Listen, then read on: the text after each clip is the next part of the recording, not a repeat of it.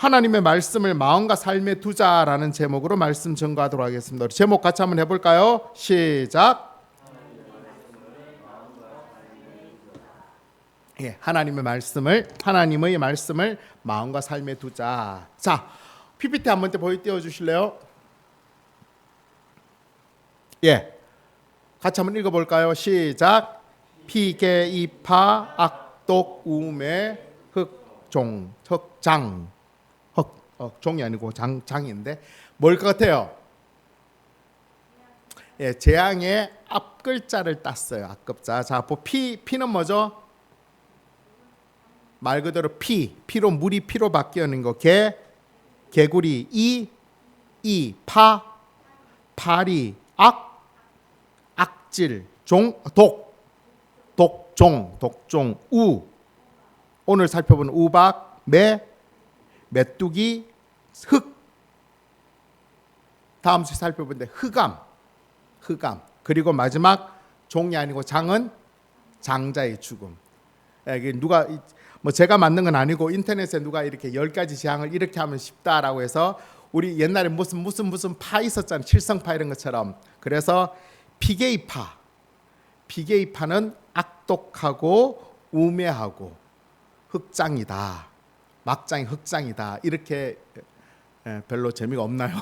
되게 재밌게 했는데 예, 우리 한번 외워볼까요? 자, 피게이파는 어떻게 해요? 악독하고 또 우매하고 또 흑장이다. 자, 시작. 피게이파 악독 우매 흑장. 오케이, 10가지. 이거 외우면 아주 좋습니다. 자, 이제 오늘 본문으로 들어가서 오늘 본문은 이제 7번째 재앙인 우박재앙입니다. 우박재앙. 이번에도 바로에게 전하라고 하시는 하나님의 말씀은 동일합니다. 오늘 본문 13절 우리 같이 읽어볼까요? 시작. 여호와께서 모세에게 이르시되 아침에 일찍 일어나 바로 앞에 서서 그에게 이르기를 히브리 사람의 하나님 여호와의 말씀에 내 백성을 보내라. 그들이 나를 섬길 것이니라. 보통 이렇게 말씀하셨죠, 그죠? 그리고 보통은 이렇게 말씀하신 이후에 어떻게 이어지느냐 하면 오늘 본문 17절로 이어져요. 17절, 18절 같이 읽어볼까요? 시작. 내가 여전히 내 백성 앞에 교만하여 그들을 내보내지 아니하느냐? 내일 이맘때에 내가 무거운 우박을 내리리니 애굽 나라가 세워진 그날로부터 지금까지 그와 같은 일이 없었더라. 아멘. 그죠? 하나님께서 모세를 통하여 바로에게 내 백성 보내라 라고 하는데 바로가 하나님 말씀에 순종하지 않으면 어떻게 해요? 그럼 내가 이런 재앙을 내리겠다라고 하는 것이 지금까지의 진행 순서였어요. 그런데 오늘 어때요? 이 13절과 17절 사이에 14, 15, 16절이 삽입되어져 있는 거예요. 왜 이것이 들어갔을까를 먼저 우리가 한번 살펴봤으면 좋겠습니다. 먼저 14절부터 우리 같이 읽어볼까요? 시작. 내가 이번에는 모든 재앙을 너와 내 신하와 내 백성에게 내려 온 천하에 나와 같은 자가 없음을 내가 알게 하리라. 아멘. 먼저 14절에서는 하나님께서 하나님 말씀에 불순종하여 계속해서 재앙을 자초하는 바로에게 이번 우박 재앙을 통해서 내가 너에게 이거는 꼭 알리고 싶다라고 말하는 게 있다는, 그게 먼저 뭐죠? 그것은 하나님께서 세상에 오직 하나님뿐이라는, 참신이 하나님밖에 없다라는 것을 분명히 확실하게 알게 하기 위함이다라고 말씀하고 있는 것입니다. 지금까지는 어때요? 모세와 아론을 통하여서 여러 재앙들을 통하여서 애굽에 있는 어떤 신들보다 하나님이 위대하다라는 거, 하나님이 참신이고 그는 거짓된 우상이다라는 걸 말씀하셨음에도 불구하고 이번에는 하나님이 직접적으로 나는 그런 신이야 라는 것들을 보여주시겠다는 것입니다. 그렇다면 바로가 어떻게 할까요? 그럼 그래? 지금까지 그랬잖아. 이런 바로에게 하나님께서 15절 16절에 충격적인 말씀을 하시는 거예요. 우리 15절 16절 세번역 버전으로 같이 읽겠습니다. 시작. 내가 팔을 뻗어서 무서운 질병으로 너와 너의 백성을 쳤다면 너는 이미 세상에서 사라졌을 것이다. 너에게 나의 능력을 보여주어 온 세상에 나의 이름을 널리 알리려고 내가 너를 남겨두었다. 아멘. 지금 15절 16절 말씀은 뭐예요? 하나님께서 하시고자 하신다면 어떻게 해요? 무서운 질병으로 애굽에 있는 바로와 애굽의 모든 백성들을 다 죽일 수 있었다라는 것입니다. 다 죽일 수 있을 만큼 전능하신 참 신이라는 것입니다. 그럼에도 불구하고 죽이지 아니하고 살려두신 이유는 뭐라고요? 하나님의 능력이 없어서가 아니라, 그들이 섬기는 우상이 지켜줘서가 아니라, 오직 바로와 애굽 백성들에게 하나님만이 참 신이시라는 것을 온 세상에 나타내기 위함이다라고 말씀하고 있는 것입니다. 자, 우리가 상상력을 한번 발휘해 봅시다. 모세가 지금 이 하나님의 말씀 15절 16절을 바로에게 가서 이야기를 했어요. 바로가 이 말을 듣고 어떻게 됐을까요? 제가 생각에는 굉장히 충격에 빠졌을 것 같아요. 왜? 지금까지 바로는 자기 자신을 어떻게 생각하고 살았을까요? 엄청났죠, 그죠?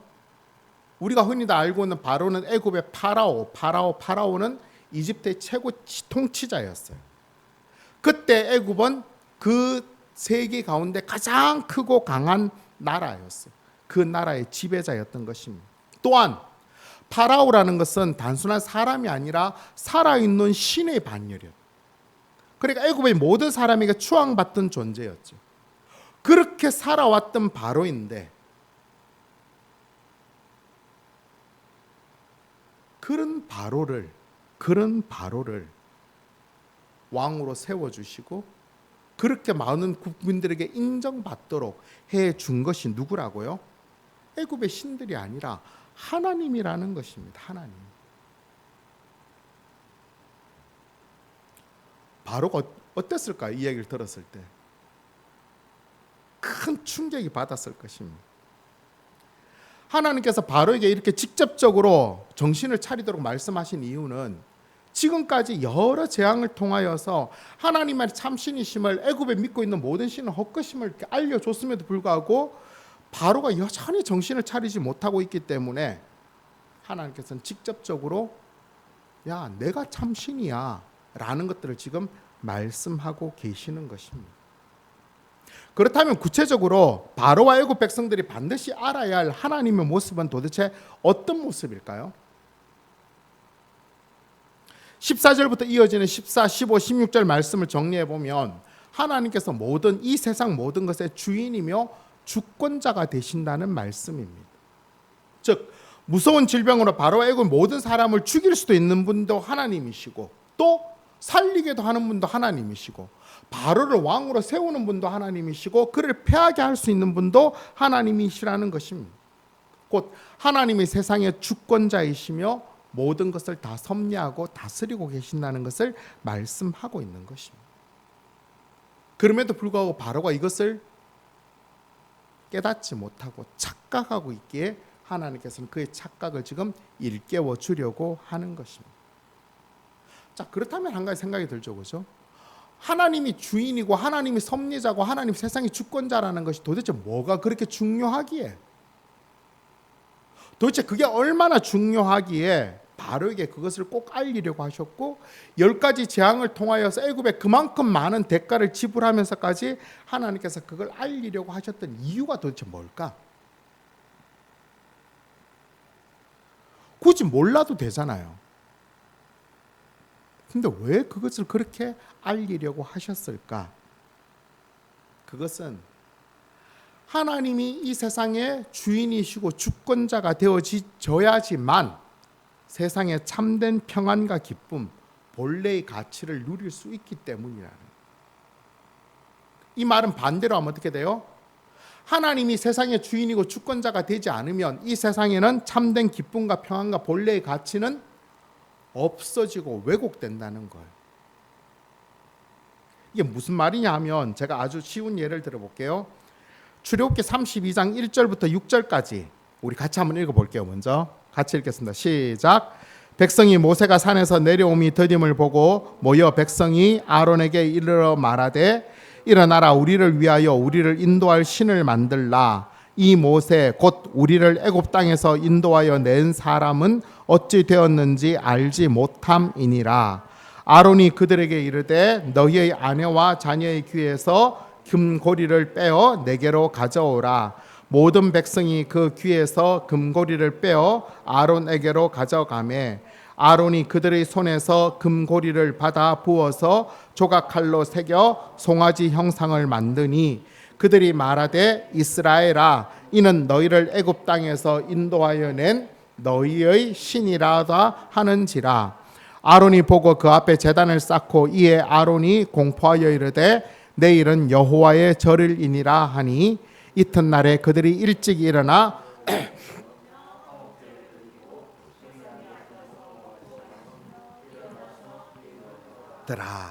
자, 우리가 같이 읽었던 말씀의 배경이 뭐냐 하면 출애굽 이후에 하나님 약속하신 가나안 땅으로 가는 도중에 일어났던 일이에요. 가나안 도중에 하나님께서 시내산이라는 곳에 이스라엘 백성들이 이르게 되자 모세를 산으로 올라오게 했어요. 왜? 이제 가나안 땅에 들어가면 이스라엘 백성들이 지키고 살아야 될 기준을 알려주기 위해서 율법을 주시기 위해서 모세를 산으로 부르셨어요. 그런데 뭐 하루 이틀 만에 그게 되어지는 게 아니잖아요. 그죠? 근데 밑에 백성들이 기다리다 보니까 모세가 내려오는 게 자꾸 멀어지는 거예요.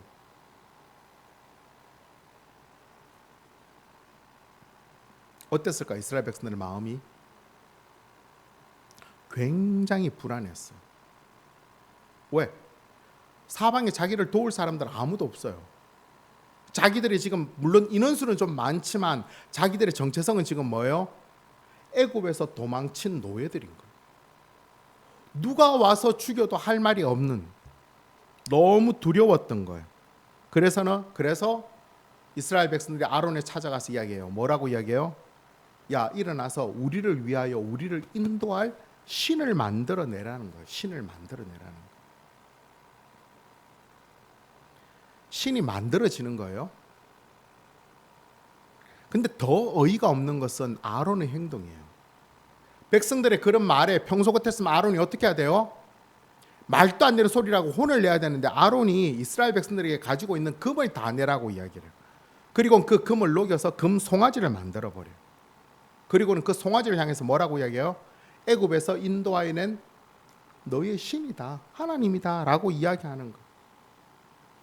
그리고는 절기를 선포하고 그 앞에 제단을 쌓는 거예요.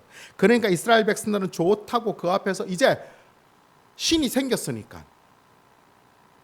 그 신은 어떤 신이에요? 애굽에 10가지 재앙을 내렸던 신인 거라고 생각하는 거예요. 그러니까 이제는 전혀 불안한 게 없는 거예요. 그 앞에서 먹고 마시고 뛰어놀았다라고 말씀하고 있는 것입니다.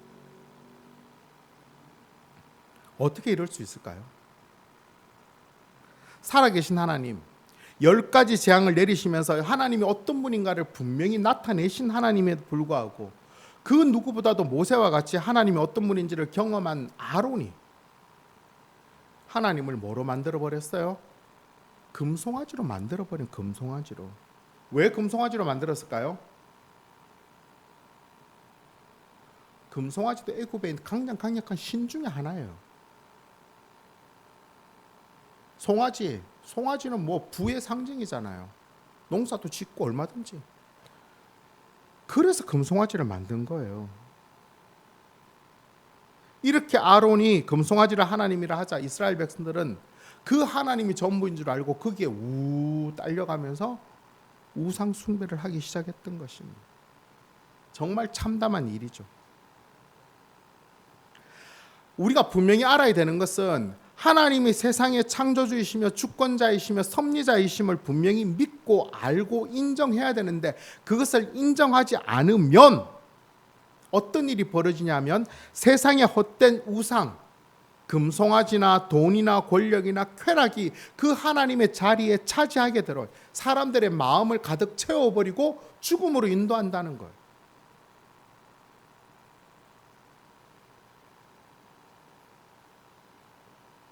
세상에는 그런 온갖 우상들이 이 세상의 주인이라고, 그것을 따라야 산다라고 세상의 모든 사람들을 미혹하고 만들고 어리석은 멸망의 길로 걸어가고 있는 거예요.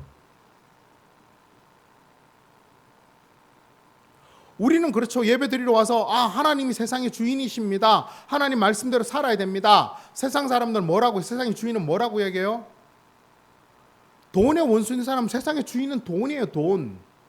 돈이 있어야 사는 거예요. 돈이 너희를 인도할 신이며, 돈이 너희들의 삶을 책임질 신이며, 돈이 너희들의 삶의 기쁨과 전부를 줄 거라고 생각해요. 권력이 없는 사람 뭐라고? 권력이 자신들의 신이에요.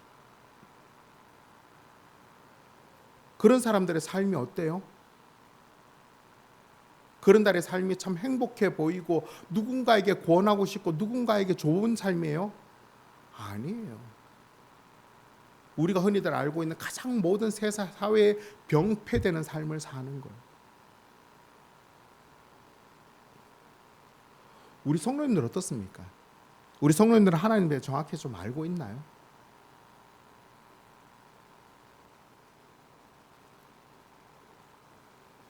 우리도 어쩌면 하나님에 대하여서 오해하고 제대로 믿지 않고 내가 원하는 하나님을 자꾸 만들려고 하고 있지 않나요? 내 불안을 해결하기 위해서.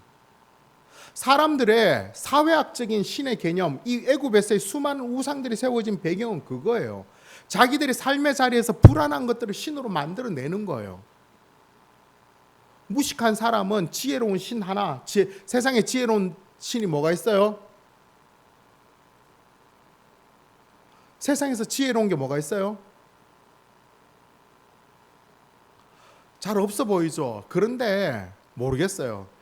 쥐가 책을 좋아한대요. 종이를. 그래서 쥐가 지혜의 신이 되는 거예요. 농사, 돈이 없는 사람은 돈의 신이 금송아지가 되는 거고.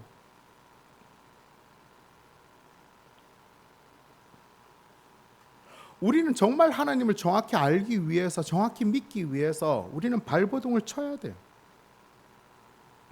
하나님을 온전히 알아가고 하나님과 소통하기 위하여서 우리가 정말 힘을 기울이지 않으면 아무리 예수 믿는 연수가 오래되어져도 그 믿음은 계속 엉뚱한 짓을 한다고요. 엉뚱한 짓을. 오늘 아론을 보면 알잖아요. 아론은 모세 바로 옆에 서서 하나님이 어떤 분인가를 정확히 확인한 사람이었어요. 그 아론이 금송아지를 하나님이래요. 이거는 목사도 똑같고 우리 모두 10년, 20년, 30년 믿어도 하나님을 정말 정확히 알아가고 하나님과 소통하지 않으면 똑같이 이렇게 될 수밖에 없는 것입니다. 그렇다면 우리가 어떻게 정확히 하나님을 알고 온전히 알아갈 수 있을까요? 방법이 뭘까요? 피조물인 우리가 창조주이시고 전지전능하신 하나님을 알아갈 수 있는 방법은 없어요. 단지 하나님께서 우리들에게 야 나는 이런 하나님이야 라고 알려주신 게 있죠. 뭐죠? 그게 성경이에요. 성경은 하나님이 어떤 분인지를 우리가 알 수 있게 알려주는 가장 좋은 매뉴얼이에요. 매뉴얼. 그 매뉴얼이 있는데 매뉴얼을 아니고 엉뚱한 것만 하면 아무 소용이 없는 거죠. 세상에서 가장 값어치 있고 가장 소중한 책이지만 세상 사람들에게 가장 인정받지 못하는 게 성경이에요. 우리 너무나 자주 읽었다고 잘 아는 말씀인 디모데후서 3장 12절부터 17절까지 우리 다시 한번 읽어볼까요? 시작. 무릇 그리스도 예수 안에서 경건하게 살고자 하는 자는 박해를 받으리라. 악한 사람들과 속이는 자들은 더욱 악하여져서 속이기도 하고 속기도 하나니 그러나 너는 배우고 확신한 일에 거하라. 너는 내가 누구에게서 배운 것을 알며 또 어려서부터 성경을 알았나니 성경은 능히 너로 하여금 그리스도 예수 안에 있는 믿음으로 말미암아 구원에 이르는 지혜가 있게 하느니라. 모든 성경은 하나님의 감동으로 된 것으로 교훈과 책망과 바르게 함과 의로 교육하기에 유익하니 이는 하나님의 사람으로 온전하게 하며 모든 선한 일을 행할 능력을 갖추게 하려 함이라. 아멘. 우리 자막 제일 앞에 12절. 무릇 그리스도 예수 안에서 경건하게 살고자 하는 자는 어떻게요? 박해를 받는다. 왜 박해를 받을까요? 경건하게 산다는 게 나쁜 건가요? 근데 왜 박해를 받죠?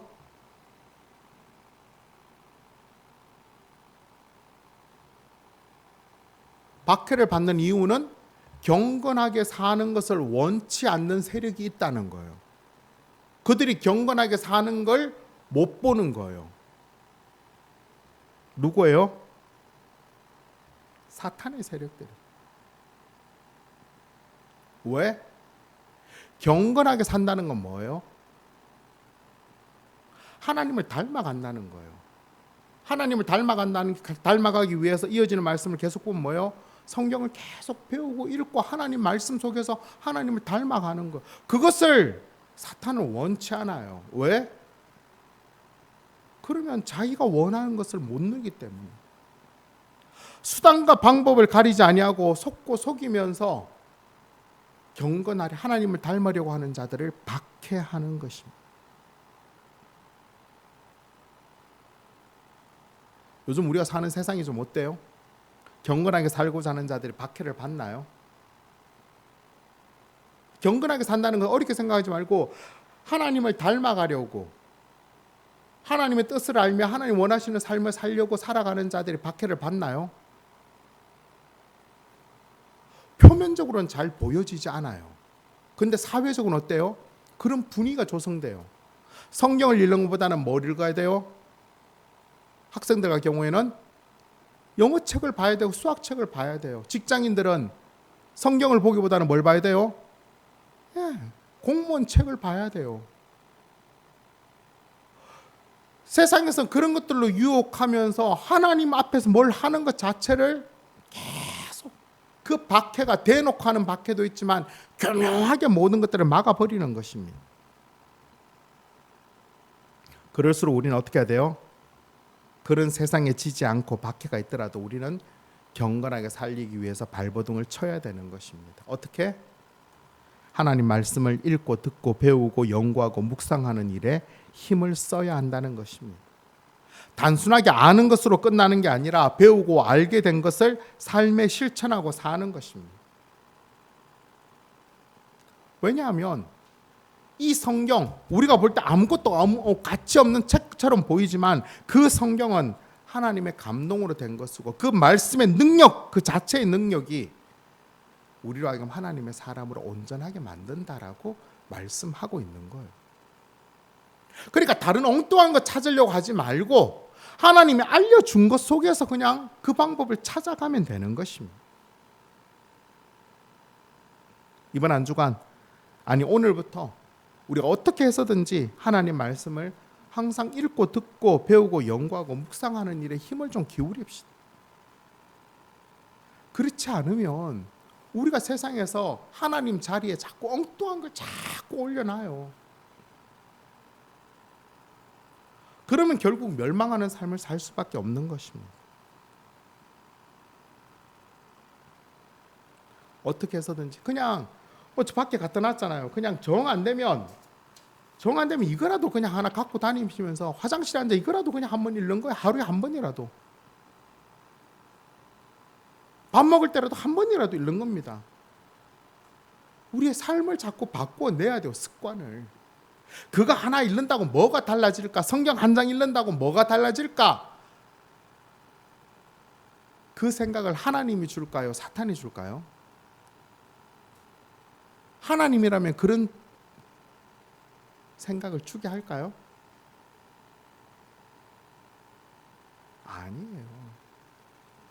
하나님이라면 한 장도 좋고 한 구절도 좋아요. 그래 괜찮아라고. 그러나 그게 쓸모없다라고 생각되어지는 마음은 하나님께서 오는 마음이 아닌 거죠. 그 마음과 맞서야 하는 것입니다.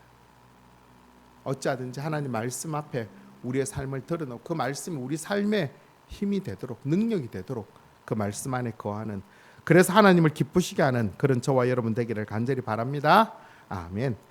이렇게 하나님이 어떤 분이신가를 분명히 말씀하신 이후에 하나님께서는 모세를 통하여서 바로에게 하나님 말씀을 순종하게 하고 불순종하면 전무후무한 우박을 내리겠다라고 말씀하십니다.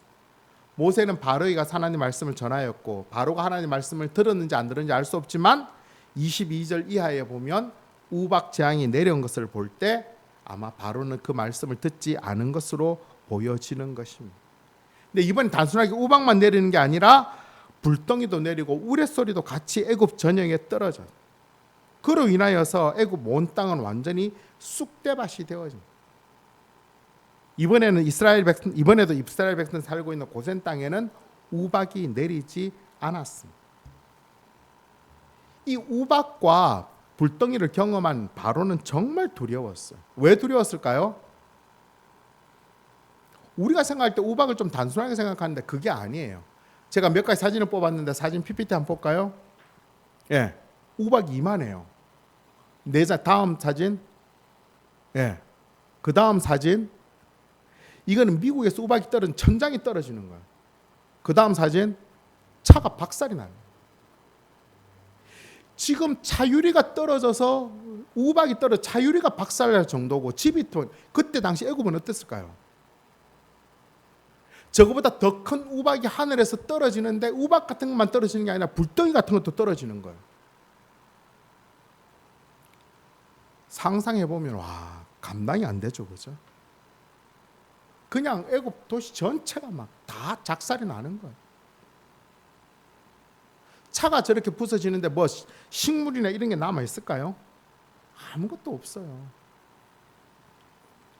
이렇게 엄청난 두려움이 밀려들자 바로는 빨리 모세와 아론을 부릅니다. 그리고는 이렇게 이야기하죠. 오늘 본문 27절 28절 우리 같이 읽어볼까요? 시작.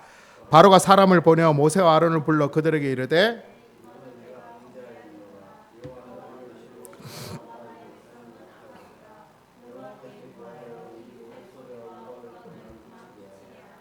내가 너희를 보내리니 너희가 다시는 머물지 아니하리라.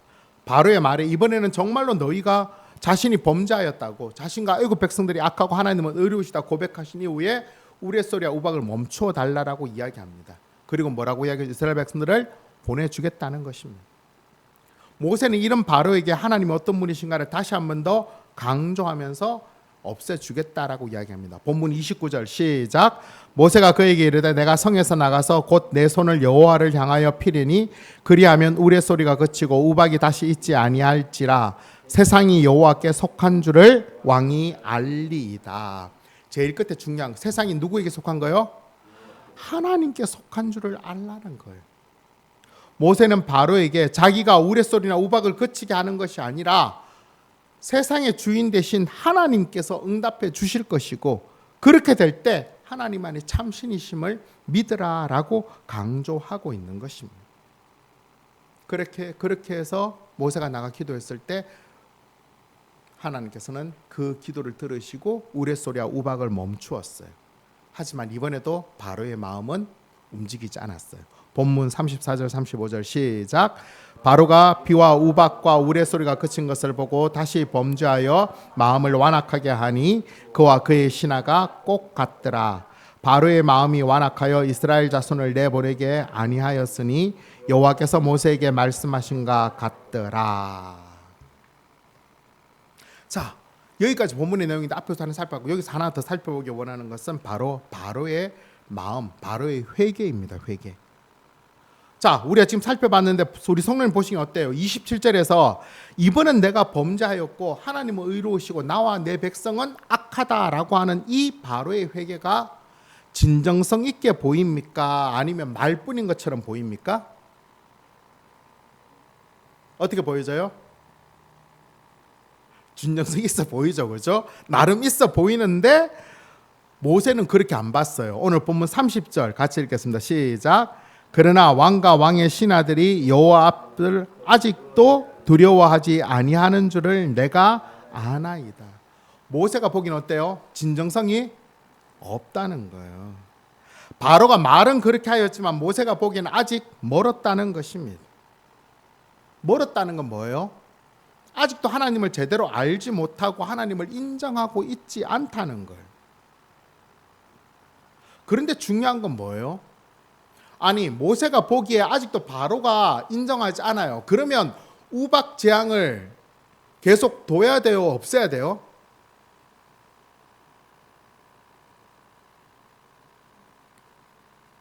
그만둬야 돼요? 계속 해야 되죠, 그죠? 그런데 지금 어떻게 해요? 멈추었어요. 그럼 도대체 뭘 하자는 거예요? 지금 바로의 회개가 똑바르지 않다는 걸 알면도 불구하고 그의 말을 들어서 한 번 더 속아주는 것입니다. 왜 그러셨을까? 그 이유에 대하여서 바로가 제대로 회개를 하는 것처럼 보이지 않는데도 왜 모세는 하나님께 기도하였고 하나님 응답하셨고 그 일이 이루어지게 하셨을까? 그 이유는 잘 모르겠는데 힌트가 주어져요. 그 힌트가 뭐예요? 오늘 본문 31절 32절입니다. 31절 32절 시작. 그때 보리는 이삭이 나왔고 삼은 꽃을 피웠으므로 상과 보리가 상하였으나 그러나 밀과 쌀보리는 자라지 아니한 고로 상하지 아니하였더라. 자, 이게 무슨 말이에요? 하늘에서 내린 우박과 불덩이로 인하여 당시에 피어있던 삼과 보리는 다 없어졌는데 아직 밀과 쌀보리는 자라는 시기가 아니어서 피해를 입지 않았다는 것입니다. 하나님께서 왜 이런 말씀을 지금 하신 걸까요? 갑자기 하나님은 진정한 회개가 뭔가를 말씀하려고 하셨던 것입니다. 모세가 보기에 왜 바로와 바로의 신하들이 아직도 하나님을 두려워하지 않는 것처럼 보였을까요? 왜냐하면 지금 저렇게 밖에 있는 모든 식물들이 다 죽어도 아직 뭐가 남아있어요? 밀과 쌀보리가 남아있다는 거예요. 애굽의 모든 것이 다 황폐해진 것처럼 보여지지만 아직도 자기에게는 뭔가 믿는 구석이 있는 거예요. 이렇게 아직도 믿는 구석이 있으면 그것이 하나님 말씀보다 더 중요하게 보여지는 것이기 때문에 진정한 회개가 되어지지 않는 거예요. 그 바닥까지 모든 것들을 다 드러내지 않으면, 하나님 앞에서 절대 무기력함을 나타내지 않으면 진정한 회개가 되어지지 않는 것입니다.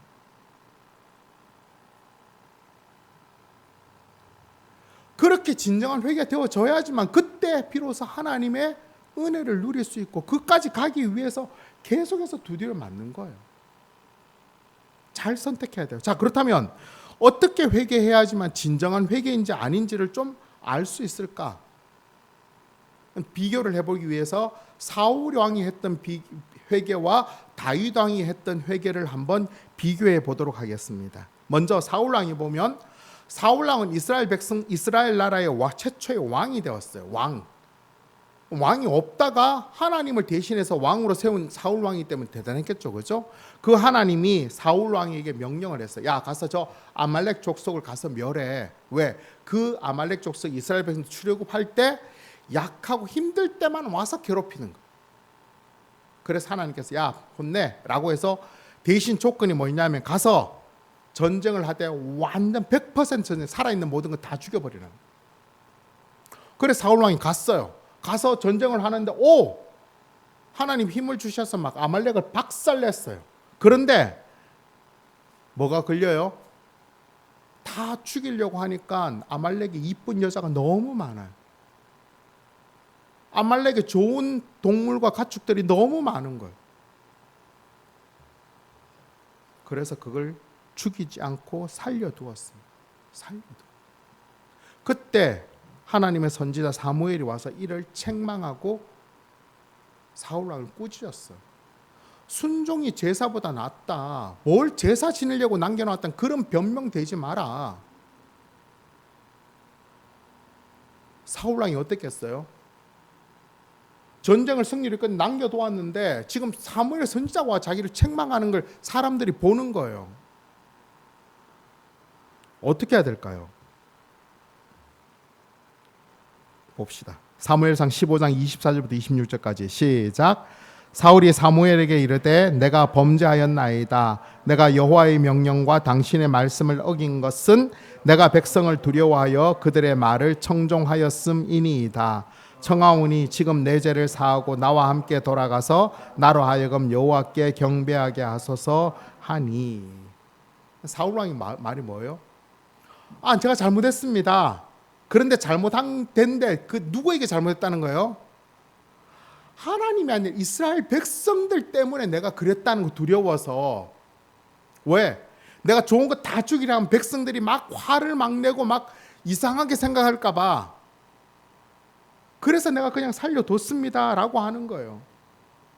그리고 사무엘 선지자가 책망을 하는데 책망하는 사무엘 선지자를 향해서 뭐라고 해요? 좋습니다. 제가 잘못했으니까 대신에 나와 함께 다시 우리나라로 돌아가서 승리를 같이 축복하고 난 다음에 그때 내가 회개하겠습니다라고 하는 거예요. 사울 왕은 뭐가 무서웠어요? 하나님의 말씀, 하나님이 안 무서웠고 사람의 평가, 사람의 선이 더 무서웠던 거예요. 왜? 그게 자기 뒤에 든든하게 바치고 있다라고 생각했으니까. 결국 하나님 앞에 진정한 회개를 하지 않은 사울 왕은 비참한 최후를 맞을 수밖에 없습니다.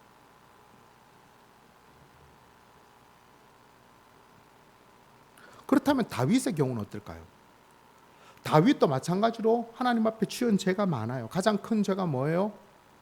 자신의 충성스러운 신하 우리아의 아내 밧세바를 범하는 것이었어요.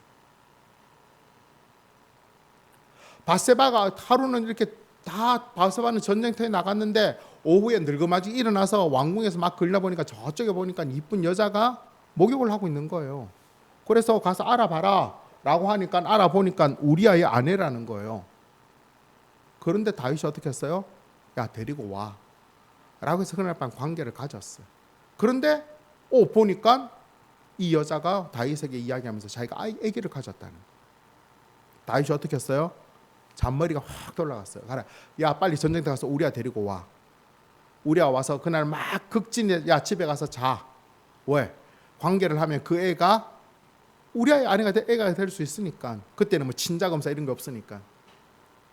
그런데 이 우리아가 잘한 건지 못한 건지 너무 충성스러워서 아니 전쟁에 있는 내 위에 상관들과 내부하들은 다 저기서 죽을 고비를 넘겨 지금 하고 있는데 내가 어떻게 마누라하고 그럴 수 있습니까? 전 그럴 수 없습니다 해서 계속 버티고 있었던 거예요.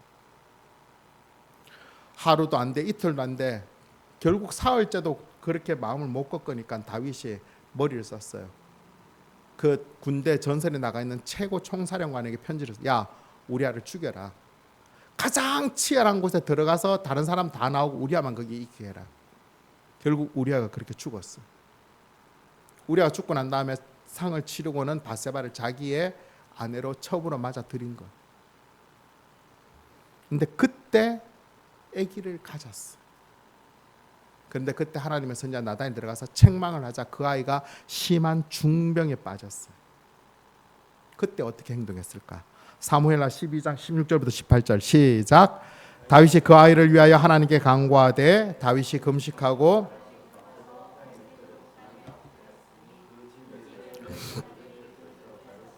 다윗을 땅에서 일으키려 하되 왕이 듣지 아니하고 그들과 더불어 먹지도 아니하더라. 다윗은 아무것도 보지 아니하고 하나님 앞에 자신의 모든 것들을 다 드리고 어떻게? 죽을 것 같이 기도했어요. 금식하면서 하나님 고쳐달라라. 내가 잘못했다라. 옆에 주위에 있는 늙은 신하들까지 말리려 그러면 안 된다라고 하는데도 죽을 것 같이 매달리는 거예요. 자, 그런데 더 놀라운 건 뭐예요? 다윗 왕이 이렇게 죽을 것 같이 매달리면 그 소문이 지금 퍼질까요? 안 퍼질까요? 다 퍼져요. 왜 퍼질까요? 퍼져서 무슨 이야기 할까요? 다윗 왕이 왜 그렇게 기도한다고 할까요? 자신의 잘못함이 다 드러나는 거예요. 그럼에도 불구하고 다윗은 뭐예요? 그거 신경 안 쓰고 하나님 앞에 자신의 죄를 회개하면서 아이를 살려달라고 하는 거예요. 이게 바로 진정한 회개인 것입니다. 그냥 내가 하나님 앞에 범죄했으니까 하나님이 나를 치면 그냥 죽으면 죽는 거예요. 그 뒤를 남겨놓는 게 아니라.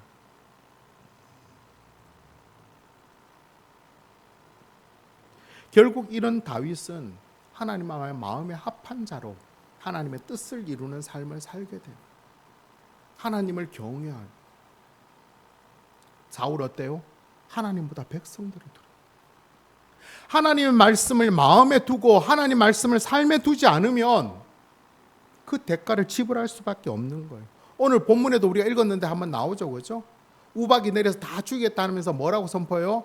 바로와 바로의 신하들 중에서도 그 말을 듣고 그 종들과 가축을 집으로 들인 자는 살았어요. 하지만 그 말에 콧방귀 끼면서 무슨 말도 안 되는 소리 하던 들에 있는 것 다 죽어버렸다는 것입니다. 여기서 우리가 분명히 알 수 있는 건 뭐예요? 정말 바로와 같은 사울과 같은 지경에 처하지 않도록 오직 하나님 앞에서 우리가 마음을 다하는 그런 우리들의 삶을 살아야 될 줄로 믿습니다. 우리의 죄를 사하기 위해서 예수님이 십자가에 돌아가셨습니다. 그 예수님을 생각하면 쉽게 죄를 지어서는 안 되지만 그 죄 앞에 우리는 정말 온전히 회개를 해야 되는 것입니다. 내가 하나님 앞에 서서 정말 내가 어쩔 수 없는 하나님 앞에 죄인 무기력함을 고백할 때 그때 비로소 하나님의 은혜와 역사를 경험해내는 거예요. 그렇지 않고 여전히 믿는 곳에서 요 한순간 그 한순간만 빠져나가려고 하면 결국 바로와 같이 계속되는 재앙 가운데 고통을 당할 수밖에 없는 것입니다. 이번 한 주간 하나님 앞에 온전한 회개를 하고 하나님 앞에 늘 온전히 서서 언제나 하나님의 마음을 우리 가슴에 두고 그 말씀대로 온전히 순종하여져서 하나님의 선하신 손 가운데 거하는 그런 저와 여러분 되시기를 간절히 바랍니다. 아멘. 말씀 맺도록 하겠습니다. 오늘 설교 제목을 기억하십니까? 뭐죠? 자, 질문. 하나님의 말씀을 마음과 삶에 두어야 될 이유는 뭐죠? 긍정적인 이유는 하나님이 우리 삶의 창조주와 주인이 되기 때문입니다. 부정적인 이유는 뭐죠? 하나님이 창조주와 섭리자가 되지 않으면 세상에 헛된 우상이 우리들의 마음을 미혹하고 멸망과 고통의 삶으로 몰아가기 때문에 그래요. 하나님 말씀을 우리 삶과 우리 마음과 우리 삶에 두기 위해서는 끊임없이 하나님 말씀을 주야로 묵상하며 그 뜻 가운데 거해야 되는 것입니다. 매일 매순간 참된 회개를 통하여 하나님 말씀이 우리 삶을 늘 새롭게 만들어 가야 되는 것입니다.